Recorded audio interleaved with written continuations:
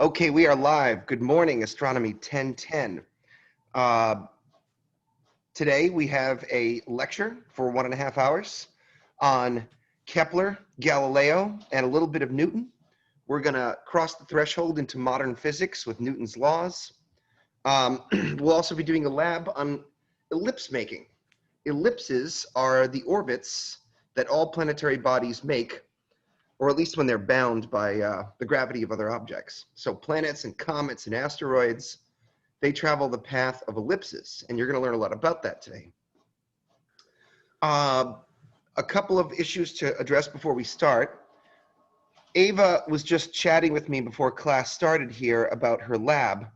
Some of you are submitting some wacky formats to me that I cannot read. You cannot submit to me a .mov file, a movie file. You cannot submit to me a .plist file. You cannot submit any old wacky thing you want because I cannot read it and then I cannot grade it. So I will give you a 0. We don't want that. I know sometimes this happens by error. If it's an error, we can try to work it out, but it's going to get difficult. So please make sure that you're submitting JPEGs, PDFs. I know, Ava, Blackboard sucks. There's just no two ways about it. Blackboard sucks. But unfortunately, that's the card that we've been dealt. We have to work with this janky system, which I don't really know what it's like on the student end. On the professor end, it's really awful. I know sometimes your work gets submitted in progress. Unfortunately, when the system is crappy, that means we have to do more. It takes me longer to grade your papers than it used to because it's a clunky system. And on your end, you're going to have to work harder to submit it and figure it out. So yeah, Ava, that'll be okay. But Ava, why don't you stick around at the end if you have time? And anyone who had trouble with their submission, we might want to talk about it after class. Okay, cool. So let's get back to business and let's learn about Kepler's laws of planetary motion. Or at least we learned about Kepler's laws of planetary motion in our last class, but it was a bit rushed, and we don't want that. So let's see if we can go over to our slideshow here. And come on, buddy, where are you? There you go. And let's flash forward ahead to Johannes Kepler, where we left off last time. Why don't you guys tell me what you remember about Kepler's laws so that I know that you remember something? What's the idea behind Kepler's laws of planetary motion?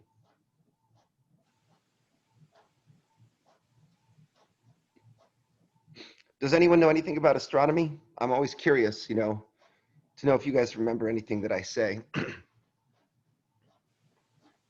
His laws are basically for planetary motion, or did you say that already? I said that, but we can start there. Okay, so what makes them different than other people's laws of planet? What makes them different than Copernicus's laws? I don't know if Copernicus had any laws, but Copernicus definitely had a model of how the solar system worked. Frank, if we had to guess. Oh yeah, Jake. Kepler's laws, I think, at least I know for the first law, the sun is at the focus point. Right, but where would it be in Copernicus's model? The center point. At the center point. Is that what you said? Yeah, I'm guessing. Well, you're guessing correctly. That's cool. You did it right. You did it right. So Copernicus imagined that the sun was the center of the solar system. Kepler knew that the sun was not quite at the center. It was a little off center. It was at a focus point. How about, let's see. How did the orbits of Kepler differ from the orbits of Copernicus?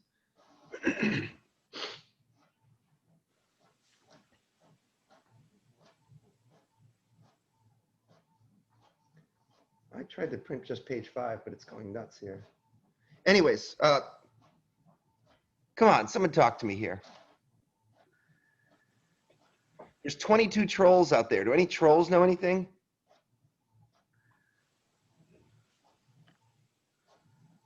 Okay. We'll do this the hard way then. Did we make a model of an ellipse? Maybe we should start there. Yeah. We drew an ellipse. Okay, so let's talk about eccentricity. What does that mean? Because I'm going to need you to know what eccentricity is if we're The going to work percent together. squishiness. The percent squishiness, right. Okay. And, well, I've got some focus issues here. Okay, this day is already off to a clunky start here. Sorry, Logitech. Okay.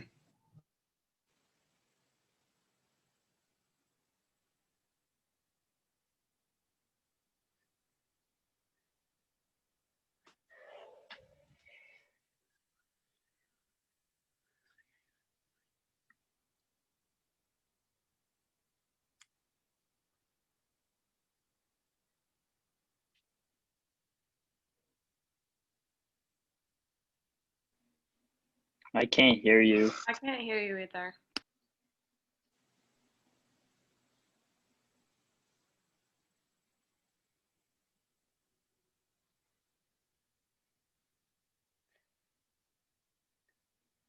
You look so pissed.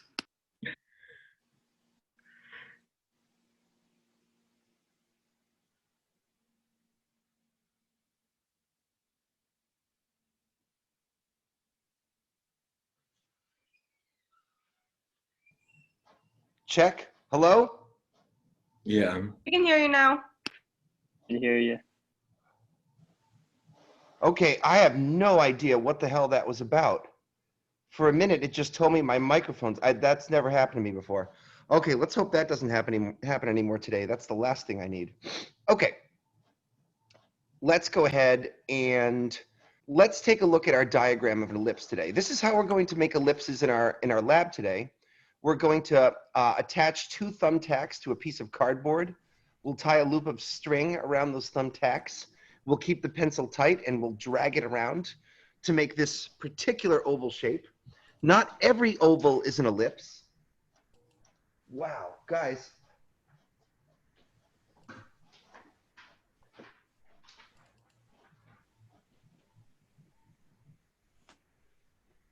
I'm sorry, I'm having technology issues today. My printer is going berserk over there. I don't know what I did to it, but anyways, not every single oval is an ellipse. An ellipse has particular requirements. One of the requirements is that the perimeter of this triangle, the triangle that is the string that connects the two focus points to the ellipse, that has to maintain a constant perimeter. I guess that's not something you need to know right now. I just need to impress upon you that an ellipse is a special type of geometry. It's a type of geometry called a conic section. There are four ways to slice a cone. If you slice it horizontally, you get a circle. Slice it sideways, you get an ellipse. Slice it to the bottom, you get a shape called a parabola. And slice it vertically, you get another U shape called a hyperbola. It turns out that circles, ellipses, parabolas, and hyperbolas are the four different geometrical shapes that gravitational orbits make. So it turns out that gravity naturally causes things to orbit in these geometries. But Kepler didn't exactly know that. He kind of figured out, well, he did a little bit, but he was the first person to figure out that ellipses were bound gravitational orbits. So remember that we made this diagram last time of an ellipse, and that an ellipse has a couple of key parameters. It has two focus points. That's where you put your thumbtacks. It has a major axis, which is the long slice through the football, and a minor axis. But of particular importance to today's lecture is this distance here called the semi-major axis. The semi-major axis is half of the major axis, but it's kind of more important than just that. It turns out to be kind of a measurement of the distance between a planet and the sun. And it plays a role in Kepler's laws of planetary motion. Another parameter that's important to us is called the eccentricity, which, as Jake mentioned, I believe, or Frank mentioned, is the percent squishiness of your ellipse.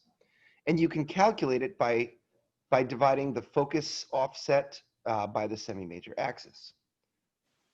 So let's do a quick review of Kepler's three laws, and then we'll go on to talk about Galileo. I don't want to take too long about it, but so an ellipse,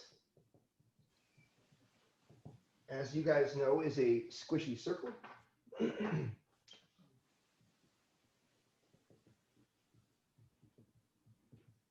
it has key parameters.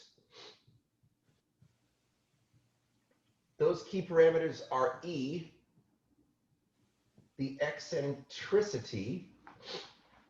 The eccentricity is your percent squishiness. And the most important thing to know about E is that it's a number between 0 and 1, and it has no units. So E is a number that's always greater than or equal to 0, and always less than but never equal to 1.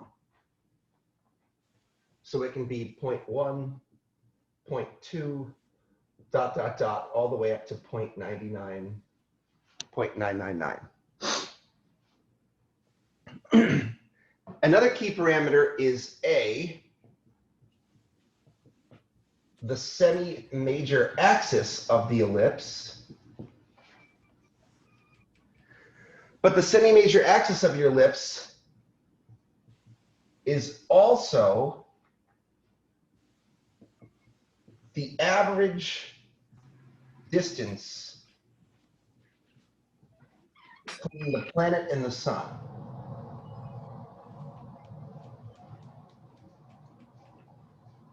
So go ahead and put that in your notes again.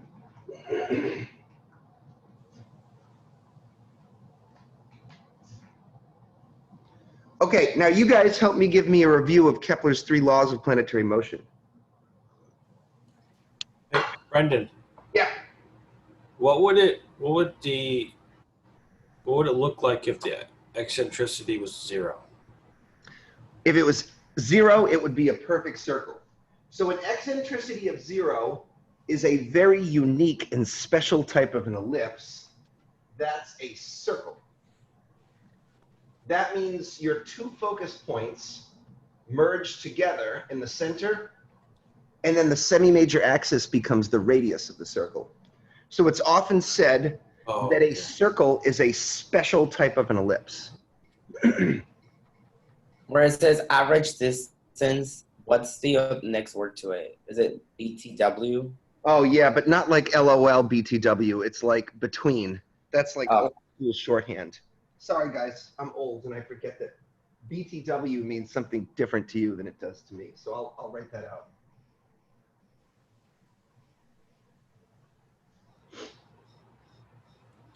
And the 0.99 would be like a cigar. Yes, and Joel, Okay. you've actually helped remind me of something. Let's take a look at some different type of ellipses. Some different type of eccentricities.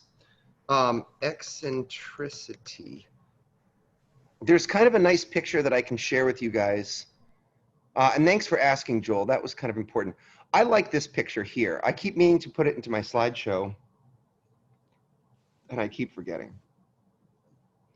So here you can see a range of different eccentricities. An eccentricity of 0, an eccentricity of 0.2, which still looks like a circle. Sorry, guys, I'm a mess today. An eccentricity of 0.5 kind of looks like an egg. And as you get up to 0.8, 0.9, or 0.99, you really start to look like a strong oval, almost like a cigar. Let's do something interesting, and let's check out what the eccentricities of the planets look like. Eccentricities of the planets. Here's a nice picture.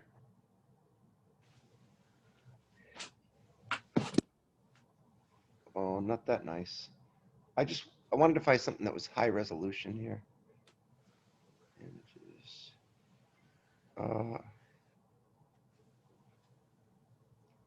Well, bloody hell.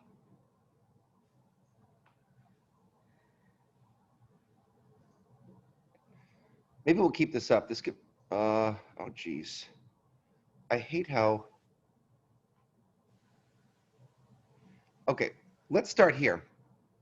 You'll notice that Earth, view image. Earth has an eccentricity of 0.02 approximately. Venus has a very, very low eccentricity, 0.007. You'll remember that Kepler used which planet to come up with his 3 laws of planetary motion? Kepler used the orbital data from which planet to develop his planetary laws? Mars? That's right. And Mars is a little bit more eccentric. It's 0.09, but that's still pretty low eccentricity. The planets that have the greatest eccentricities are Mercury at 0.2 or 20%, and Pluto at 0.25 is 25% eccentric. But keep in mind that Mercury at 0.2, let's go ahead and look at that picture again. Even an eccentricity of 20% actually looks pretty circular. If you were to consider Earth's eccentricity, which is 0.02, Earth's orbit looks so much like a perfect circle that it would be almost impossible to tell the difference. I don't Just want you by to. naked eye. Hey, who's chatty back there? Do I have to find you and mute you? Okay. Okay, let's quickly review Kepler's laws before we move on to Galileo. What were Kepler's laws? Can we run through them kind of quickly? Andy asked about Jovian planets. Oh, I'm sorry. Thanks for helping me there. Jovian planets also have really, really low eccentricities. This is why it took people like Copernicus, it took people a long time to realize that the orbits were not circular because the orbits are so damn close. You can see here that Jupiter's is 0.05, 0.05. Neptune's is also really, really circular, but they're 5% eccentricity at best. We consider the planets that have the greatest, most eccentric orbits to be Pluto, Mercury, the dwarf planet Eris is also really high, and Mars is a little bit high at 9%, but these are still very close to circular. So remember that Kepler came up with something called Kepler's 3 laws of planetary motion. I'm not going to define them again because it takes a little bit of time to write that out, but we'll give you guys the summary version, okay? So Kepler's first law of planetary motion was the law of ellipses. And Jake earlier reminded us that not only does it say that planets orbit on ellipses, not circles, but it also states that the sun is not at the center, but the sun is instead at a focus point, okay? So the picture is here. The sun's at a focus point, the planet orbits on an ellipse. Now, technically, these next 2 formulas are not part of Kepler's laws, but they're a good place to introduce them. We can calculate the perihelion distance, the closest to the sun, by doing a times 1 minus e. We can calculate the aphelion distance by doing the semi-major axis times 1 plus e. I want to make sure that appears in your notes, so I'm going to write that down here. So perihelion is a times 1 minus e, and aphelion is a times 1 plus e. It's a good a place to introduce these formulas as any, because they come from the geometry of the ellipses themselves. Okay, class, what's Kepler's second law of planetary motion? Would it be law of areas? Yeah, it's the law of equal areas. And the quick and dirty version is equal areas in equal times. That tells us that the planet travels faster when it's close to the sun, slower when it's far from the sun at aphelion. And how about Kepler's third law?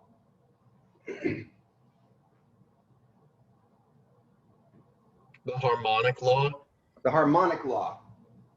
P squared is equal to a cubed, where the period is to be measured in years, and the distance between planet and sun is measured in AU. Kepler's 3 laws of planetary motion are laws because they're simple and they describe the majority of planetary orbits very successfully. To this day, we still consider Kepler's laws to be a bedrock foundation of astronomy because they give you really good insight into how planetary orbits work, and they work in 99% of the cases. Okay, obviously this is going to be testable stuff for your exam in a couple of weeks, so don't forget it. We'll do a lab today to help you reinforce that. Kepler was working in Germany, and according to my slides here, Kepler was sort of operating around the year 1600. And while he was in Germany, there was another famous scientist who was working south of him in Italy. So right around the same time, the great Italian physicist Galileo Galilei was also doing his own experiments into astronomy. Like Kepler, Galileo was a strong proponent of the Copernican sun-centered solar system. And the reason he was a proponent of the sun-centered solar system is because he made a number of key observations that convinced him that the sun was the center of the solar system. The other important detail here is that Galileo represents the first person who had ever used a telescope for astronomical purposes. So he didn't invent it, but he was the first person to build a simple telescope, roughly the same size as this one. It's about a 2 or 3 inch diameter. And even with a small, cheapy $50 telescope, actually this thing costs like 25 bucks. With a crappy little $25 telescope, you can actually see some pretty interesting details on the moon and on a few of the planets. So let's take notes on Galileo, because he's part of our topic of discussion today. He's part of the Greek astronomy, right? He's part of the what? Greek astronomy. No, he would be sort of part of the Copernican Renaissance, or the heliocentric revolution, okay? So we contrast the Greek astronomy with the sort of European astronomy of Copernicus, Tycho Brahe, Kepler, Galileo. They could be considered either Renaissance astronomers or even Enlightenment. They spanned a few hundred years. So here are some details about Galileo. Galileo Galilei is an Italian, or was an Italian. We could call him, by modern standards, a physicist, and we could also call him an astronomer, because he made key contributions to the subject of physics and to astronomy, which are tightly bound together. People refer to him in this way, as the father of experimental science. And that's because Galileo was one of the first people who ever approached scientific inquiry in a very modern physicist sense, where they make observations, collect data, and then test hypotheses. So one of the legendary stories about Galileo is that when he was a young man, he deduced an important property about pendulums. When you study physics as a physics student, one of the classic problems you have to begin to learn is how a pendulum oscillates, because it's a good exercise into gravity and simple harmonic motion. Galileo pretty much invented those formulas by studying the oscillation of a chandelier in some rich person's house. And because there were no mechanical watches at the time, the way he timed the oscillations of the pendulums is he used the pulse in his wrist to measure the period of oscillation, and determines that it only depended upon the length of the pendulum and not on the displacement. Very, very cool result. And what a cool, very quantitative thing to do. So I'm only going to be able to tell you a few of the cool things that Galileo did, because we're pressed for time. But here's the thing that matters for our class. The thing that matters is that he built the first telescope for astronomical use.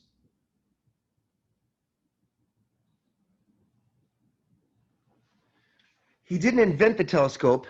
That was Hans Lippershey, another person. But he wrote a letter to him, or Lippershey wrote to Galileo and told him about the telescope. And Galileo built one to look at stars and planets. That's what his was. And with his telescope, he made a number of key observations, which we need to go through.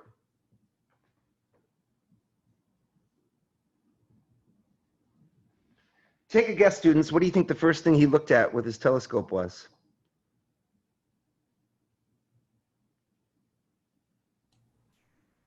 The moon. That's right. The moon is the easiest thing to look at through a telescope. And guess what he discovered when he looked at the moon? He discovered that the moon had blemishes. He wrote in his journal that there are imperfections on the moon. What are all these things anyways? We're going to talk a lot about this in our class this semester. What's going on here? What would you say? What is this? I don't know what you guys know. You know what I mean? Like, I've known astronomy for so long that I can't unknow it. So I'm curious. Do you know what these are? What are these? Those would be craters. That's right, impact craters. And they kind of blew Galileo's mind because you can't see these with the naked eye. You can see these dark splotches called maria with the naked eye, but it's not clear what they are. And when he saw all of this craggy cratering, he wrote that the moon has blemishes or imperfections. Can anyone think of why that would challenge Plato's conception of the universe?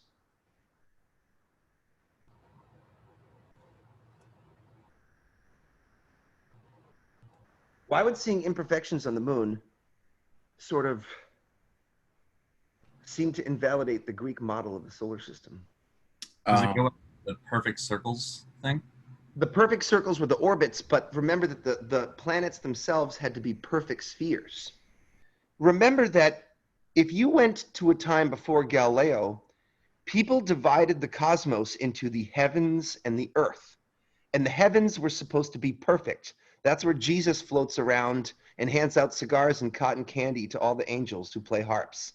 The heavens are a perfect place, unlike Earth, which is nasty and slimy. We got dead fish and we got dog poo and all sorts of stuff like that. It's not a nice place on Earth, but it's nice in heaven. Well, guess what? It turns out that when you look at the moon, you see a whole bunch of messed up, craggy places that sort of resemble the screwed up Earth. And that sort of challenges your idea of the heavens as being perfect. Let's see what other observations Galileo made.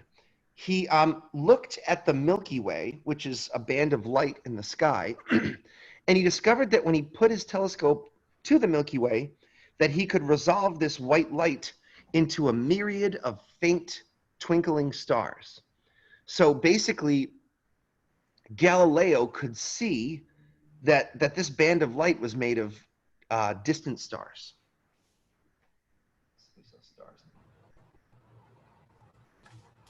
Do you guys remember where the stars were in the Greek model of the universe? On the far outliers, like the farthest ring out. They were on a fixed sphere, right? Yes, they were on the outermost ring. But if suddenly some of the stars are fainter than the others, that must mean that they're not really on the ring at all. In that sense, it basically just blew the lid off of the geocentric cosmos, because now stars could lie at a variety of different distances.